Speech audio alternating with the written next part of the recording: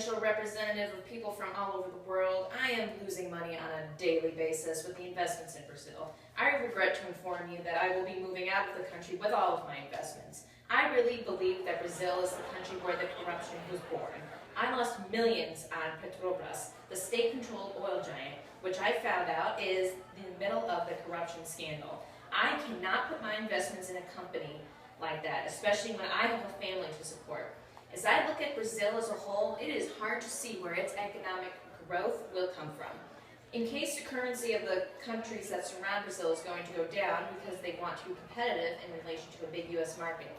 Brazil export is going to decrease day by day, especially exporting to the United States is failing and Brazil is not competitive anymore. I know I look like the bad guy here, but I had to ask myself, why would I take a risk and invest my money and my clients' money to Brazil? It is just not a good idea for my investing. In fact, this corrupted country already reduced my earning and the clients don't trust me anymore. So I'm saying now that I'm done with Brazil. Questions? Yeah, I thought so, man. Yes, here. What do you think this is going to do to Brazil and its people? Investments from other countries is what keeps Brazil afloat. It's what keeps what little money I can manage to make use to feed my young children. I am just one example of the many fajitas. Do you understand that if you do this, millions of Brazilians are going to starve? I understand that you're losing money, but if you were to get help from others, that could change. There has to be another solution to your problems. Brazil really needs your help. Please look into your heart and rethink your plans. That was very touching, ma'am, but I do not see any way out of this. At the rate Brazil will bleed me dry and both of our families will starve, I do not want this on my hands, now do I? Besides, I have no idea how to help because Brazil is a very tricky country. Brazil is just a paradox in its own right. It has one of the world's largest freshwater reserves, yet 2 of its largest cities have severe water rationing to 3 days a week. It has a gold-filled mountain named Serra Pelada with gold nuggets bigger than a widescreen laptop. Where is the gold now?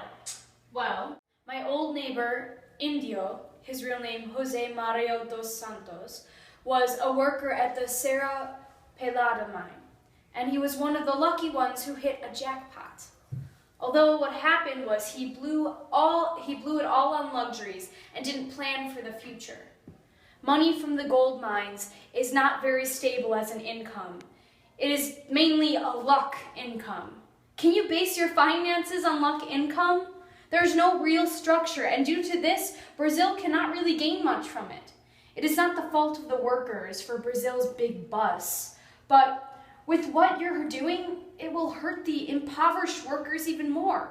What Brazil should be doing is making sure the resources that are mined from the pit are regulated by competent workers and managers that are not corrupted easily and use the earnings for the country's well-being.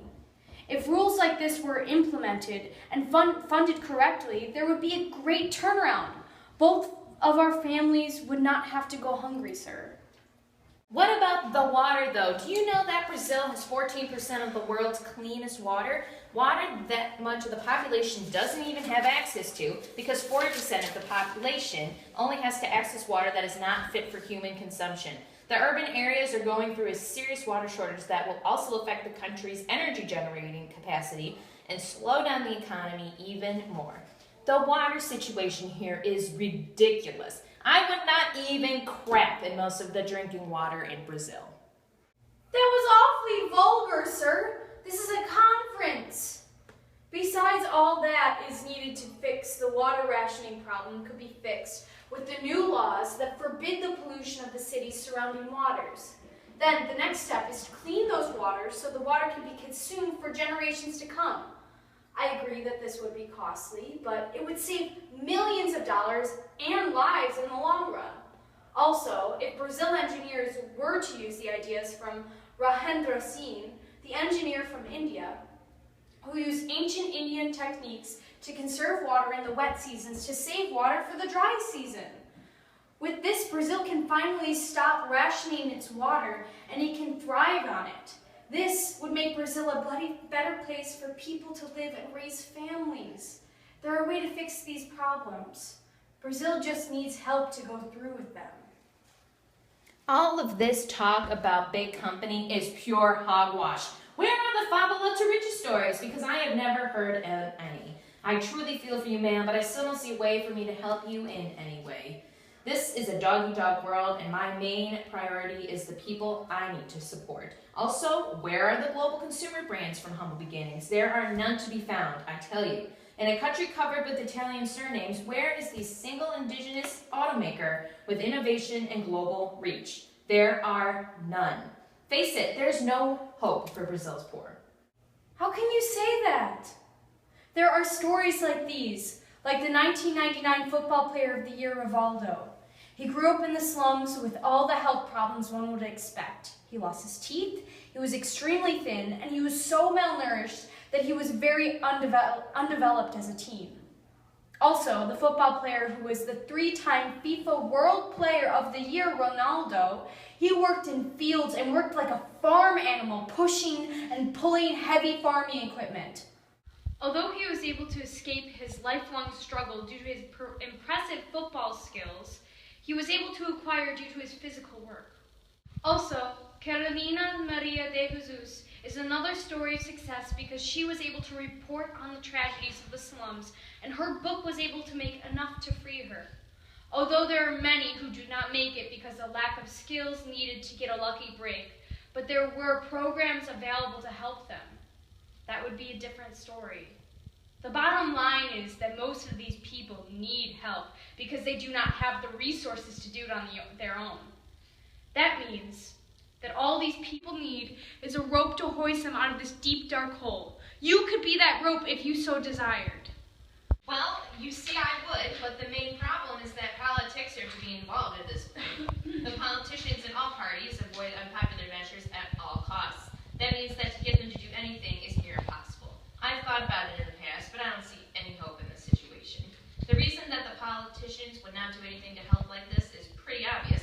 It would damage the politician and their party's image, and the opposition would explore it to the fullest. In their eyes, it's easier to sweep the problem under the carpet rather than deal with them. Exactly! What they do not plan for is when my people demand our rights back. We are always on the back burner of the country's mind. We slave away at the jobs that no one else wants to do, like nannying, being their maid, and other types of low-level physical services. We do it because we know if we don't, and then and even most importantly, our children do not eat. This is why I'm begging you, please invest, even just help to survive. You can see what wrongs that this country has been doing. Why can't you see what you're doing will make it worse? You also have to understand that there are many political obstacles for this situation. In 2030, only 15 years away, or 4 government cycles or elections away, Brazil will have more retired people than working people. How much tax do you think these working will have to pay to provide health care and pensions to those retired? 80% of your entire life's healthcare costs are spent in the last 5 years of your life. Instead of wasting time talking nonsense about impeachment of the president who Brazilians just re-elected, Brazilians should be demanding their politicians actually do some work and find solutions for the inevitable demographic, which is only 4 elections away, or there won't be money to pay the pension of many of the people. The point that you have about what Brazilians are fighting for are completely valid. If people focus on the real issues, then Brazil as a country can finally fulfill the greatness it has aspired to have. With these points in hand, we can see that Brazil has great potential. Like you said, there are 4 government cycles coming up in the next 15 years, which means that there are 4 chances that us as Brazilians can change our government and our future. There is a chance for our power to grow to what it is meant to be and not the undeveloped child it is. I really would like to help, but I still do not have any connections needed to push anything through. I still have the question of why would someone invest in Brazil if the country is diving to answer before any of this can be put into motion. There is no one. Not one single person you could petition to with your high stature. Even if you decide to pull your investments from Brazil, though I really hope you change your heart, you can still help us with spreading awareness of the destitute that is Brazil and the favelas. Please take a long while on your question. But as you know this, we may never meet again. But if you do decide to pull out, your family and yourself will gain mounds of fortune, as my family and I will be just mounds.